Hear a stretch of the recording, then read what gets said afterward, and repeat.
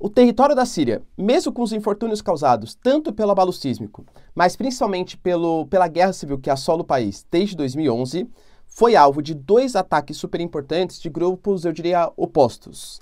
Israel atacou uma área onde existem inclusive civis, vamos falar um pouquinho mais sobre isso, e uma base militar americana em território sírio foi atacado possivelmente por uma colisão entre sírios e iranianos. O que está rolando e o que os Estados Unidos faz ali no território da Síria? O Brasil vem se colocando como uma grande liderança no processo de paz entre Rússia e Ucrânia, e inclusive vai receber o Sergei Lavrov em seu território, vai visitar os chineses e inclusive ter uma ligação garantida a partir de uma mediação entre Mauro Vieira e também o Kuleba, que é como se fosse o cara das relações exteriores da Ucrânia, para Lula telefonar para o Zelensky. E a Ucrânia aceitou a proposta de paz, ou pelo menos de negociação, do Brasil. Professor, ponto positivo para o final da guerra? Ponto positivo, claro que é, mas eu não acredito, pelas declarações tanto dos Estados Unidos como também da Polônia, que isso seja o prenúncio de uma paz. Se vocês querem entender o que eu estou falando, e muito mais também sobre geografia, geopolítica, atualidades, política, polêmicas, enfim, tudo para você se manter sempre bem atualizado, já se inscreve no canal, deixa seu like, compartilha esse vídeo, que eu, professor Ricardo, conto muito com a sua ajuda. Belezinha? Pessoal, para quem não me segue no Instagram, hein, @prof_Ricardo Marcílio, me segue lá, postando notícias e tal.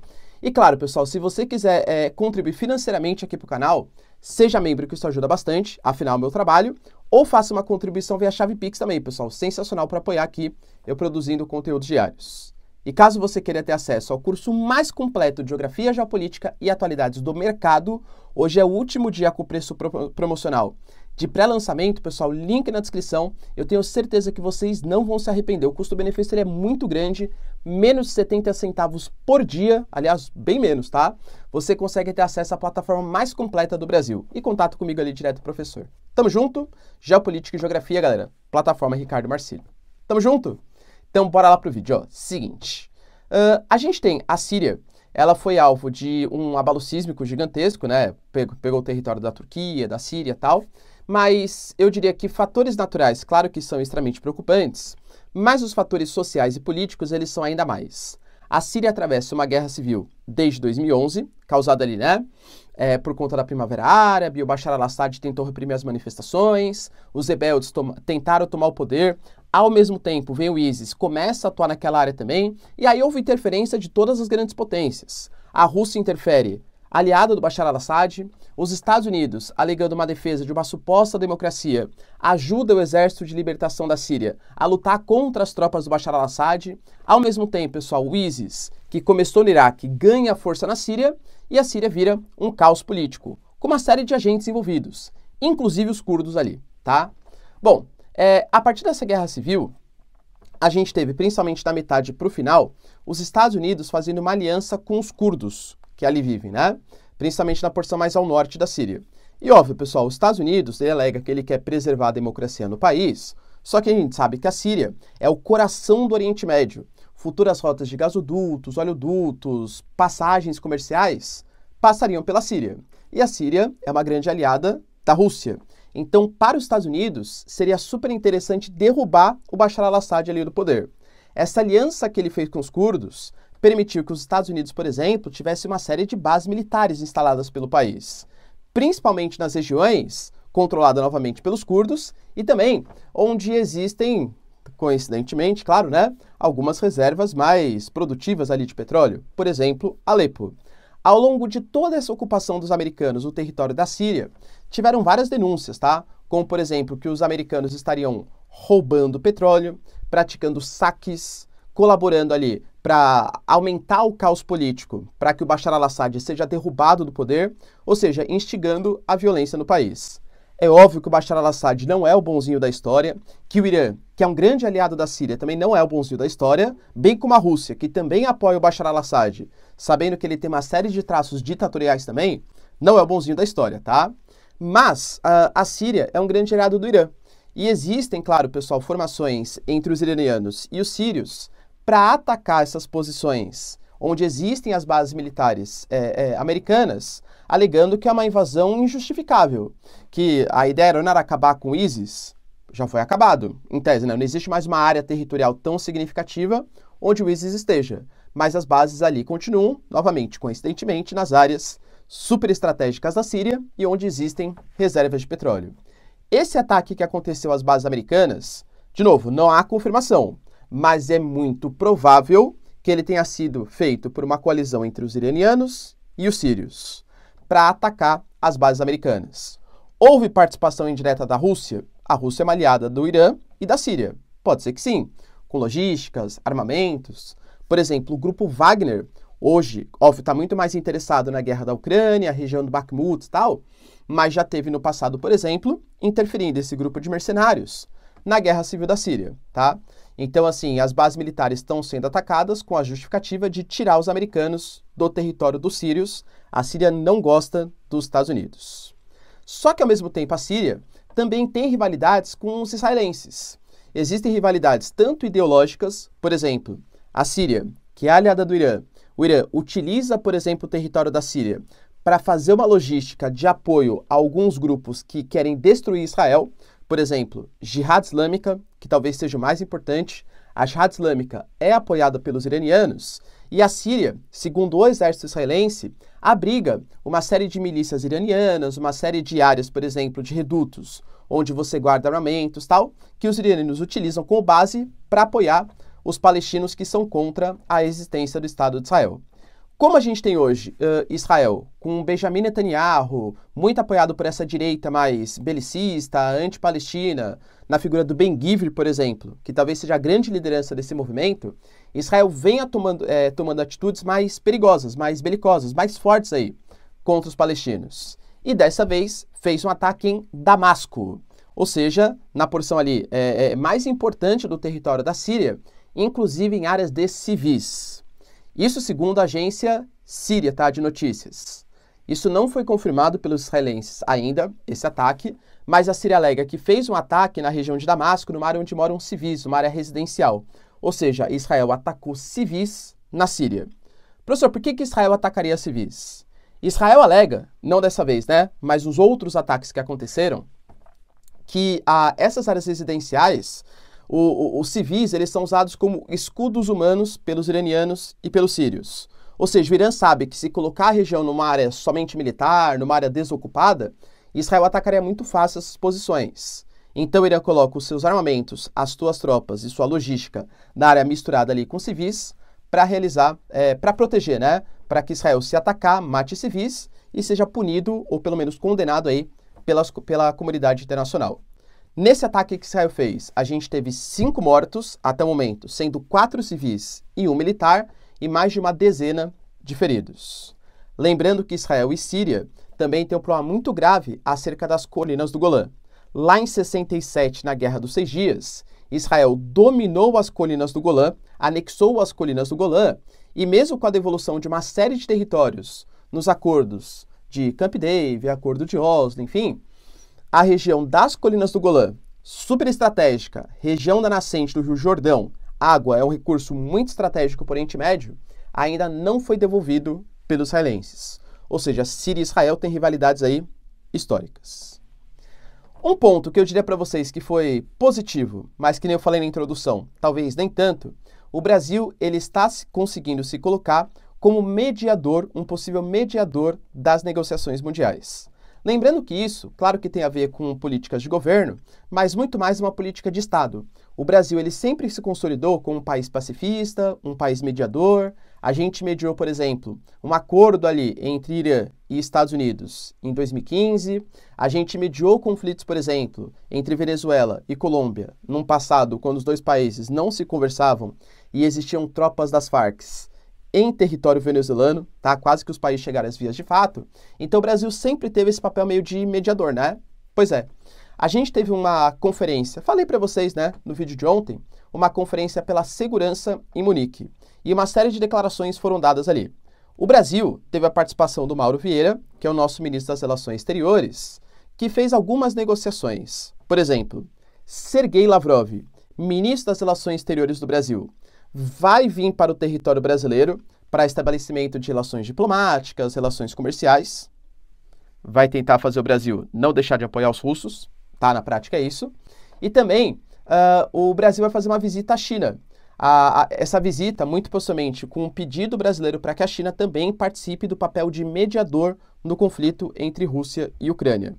Outro ponto relevante, o Brasil conseguiu um convite para participar da próxima reunião do G7, das economias mais desenvolvidas do mundo, onde, novamente, penso eu, que o Brasil vai tentar se colocar no papel de liderança de um possível mediador entre Ucrânia e Rússia.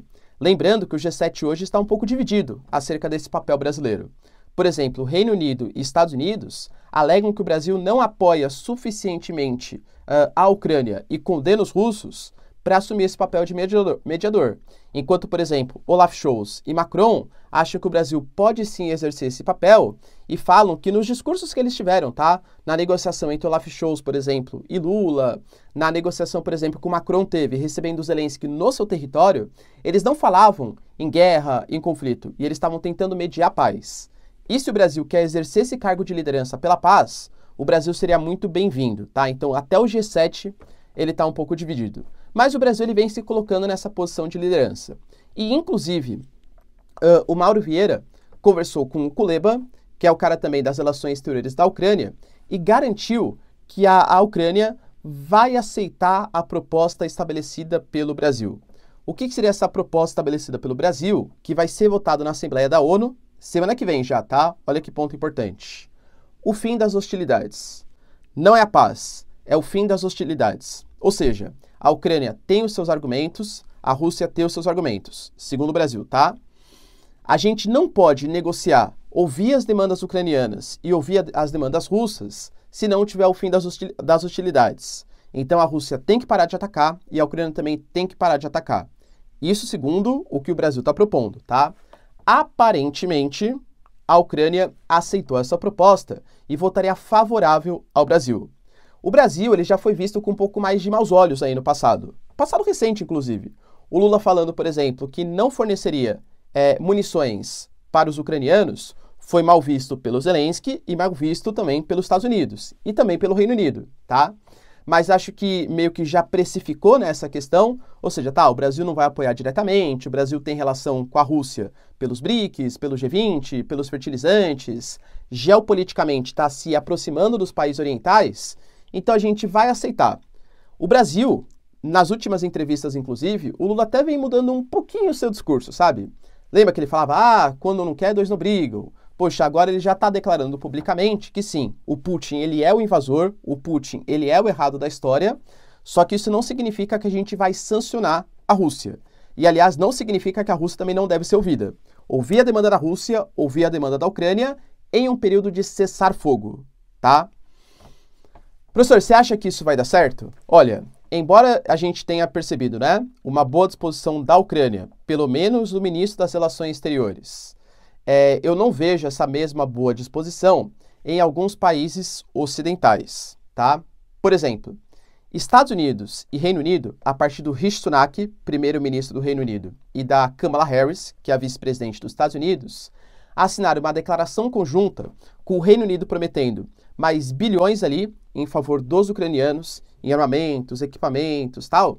E a Kamala Harris, ela se pronunciou de maneira oficial pela primeira vez, tá? Desde o início dos conflitos, provando que a Rússia feriu uma série de princípios do Acordo de Genebra e praticou crimes de guerra, mais de 30 mil vezes, tá?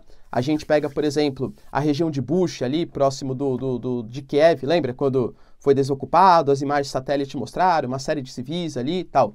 A Rússia fala que não teve nada a ver com isso, que aquilo foi plantado pelos ucranianos, mas aquilo está sendo utilizado como prova pelos Estados Unidos para falar que a Rússia cometeu sim crimes de guerra e que a Rússia deve ser punida pelas suas atitudes. Não pode passar ilesa. É por isso que eu falo, né? Dificilmente os Estados Unidos não vê o Brasil como papel de liderança, porque os Estados Unidos, o Brasil, embora tenha mudado um pouquinho o seu discurso mais recente, continua falando que a Rússia tem que ser ouvida no conflito. A Rússia tem que ter as suas demandas atendidas, tá? Um papel um pouco mais pragmático, digamos assim. Vamos ouvir porque a Rússia é super poderosa e tem armas nucleares. O Reino Unido com o Rishi Sunak, mais pacote de bilhões aí, né, que nem eu coloquei para vocês. Então não vejo Estados Unidos e Reino Unido apoiando esse grupo pela paz que o Brasil quer. O grupo pela paz que o Brasil quer é um grupo que vai ser formado por Brasil, no papel de liderança, China, que vai ser convidado, olha a discordância aí dos Estados Unidos, né? Os Estados Unidos considera que a China não tem uma postura neutra no conflito, África do Sul, Índia, que também foram países que não sancionaram os russos, e Indonésia, que é um país que, inclusive, rolou um G20 ano passado e chamou os russos para participarem dessa organização, tá? Porque o Brasil considera que nenhum país que esteja diretamente envolvido no conflito, ou armando os russos, ou armando os ucranianos, deveria participar de uma negociação pela paz, tá? Enfim, por isso que eu falo, dificilmente com os Estados Unidos não apoiando, vai rolar uma paz aí no território. Mas, eu diria que também outros países um pouco menos importantes geopoliticamente também estão indo na contramão desse suposto acordo pela paz. Por exemplo, a Polônia. A Polônia deu uma declaração ontem, a partir do seu presidente, tá? Colocando que eles vão mandar caças, os caças MiG ali, para ajudar os ucranianos, só que isso não pode ser feito sozinho pela Polônia, que a Polônia também precisa de uma coalizão dos países ocidentais, inclusive com os Estados Unidos exercendo esse papel de liderança. Os Estados Unidos já falou, não oficial, mas extraoficialmente, tá? Que libera países que queiram mandar caças, que têm tecnologia americana para a Ucrânia, pode mandar, não vai fazer grande oposição, mas as grandes lideranças do mundo ocidental, Alemanha e Estados Unidos, eles mesmos, mesmo autorizando outros países, não vão mandar, aparentemente, por enquanto, os seus próprios caças. A Polônia exige que esses caças sejam mandados, inclusive com a liderança dos Estados Unidos. Por enquanto, isso não vai rolar, tá? Você acredita que esse plano vai dar certo, professor? Infelizmente, penso que não, tá? Por quê? Porque os dois países têm interesses muito antagônicos, né, Ucrânia e Rússia, e aparentemente os dois, eles estão mais se armando do que pensando em um período de negociação, tá? A gente tem, por exemplo, essa coalizão de tanques liderada pelo Ocidente, mandada para a Ucrânia, AMCs, Challenger, Leopard 2, Abrams, Bradley, aí, todos mandados para os ucranianos, discutindo a cessão de caças. Ao mesmo tempo, os russos, eles parecem estar se agrupando, convocando mais reservistas para lutar no futuro próximo na Ucrânia. Então, embora essa boa vontade existe, né, de novo, estou torcendo pela paz, e o Brasil está sendo um mediador importante, infelizmente, eu acho que é muito mais idealismo do que prática. E você, pessoal, acha que o Brasil vai conseguir se colocar como essa liderança no processo de paz entre Ucrânia e Rússia? Deixa aí nos comentários. Quero saber sua opinião. No mais, galera, se vocês curtiram o vídeo, deixa seu like, se inscreve no canal. Tamo junto, beijos, abraços e tchau, tchau.